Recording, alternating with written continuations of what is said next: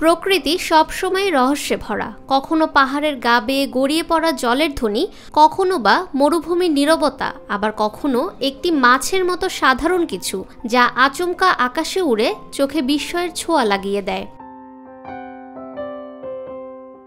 এমনই এক বিস্ময়কর প্রাণী হচ্ছে উড়ন্ত মাছ, যা ইংরেজিতে বলা হয় ফ্লাইং ফিশ।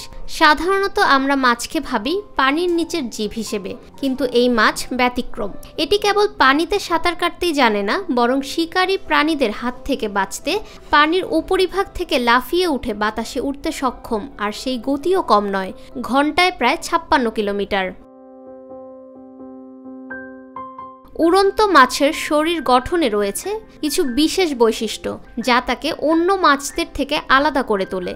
এদের বুকের পাখনাগুলো অনেকটা পাখির ডানার মতো বিস্তৃত, যা এদের বাতাসে ভেসে থাকতে সাহায্য করে। এছাড়া এদের লেজের কিছু অংশ তুলনামূলকভাবে বড়, যা দিয়ে তারা পানির নিচে জোরালো গতিতে ধাক্কা দিয়ে উপরের দিকে উঠে আসে। পানির উপরিভাগে উঠে এলে তারা বুকের পাখনাগুলো ছড়িয়ে দিয়ে বাতাসে ভেসে বেড়ায়। এমনকি কিছু উড়ন্ত মাছ বাতাসে 30 সেকেন্ড পর্যন্ত ভেসে থাকতে পারে, প্রায় 200 মিটার দূর পর্যন্তও যেতে পারে। এই গ্লাইডিং কৌশলটি এদের প্রাণ রক্ষা করতে সাহায্য করে, বিশেষ করে টুনা, ম্যাকারেল বা ডলফিনের মতো শিকারী প্রাণীদের হাত থেকে।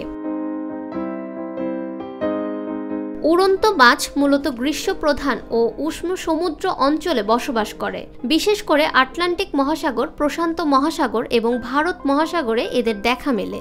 বাংলাদেশের উপকূলীয় অঞ্চল, বিশেষ করে বঙ্গোপসাগরের কিছু অংশেও এদের উপস্থিতি পাওয়া গেছে।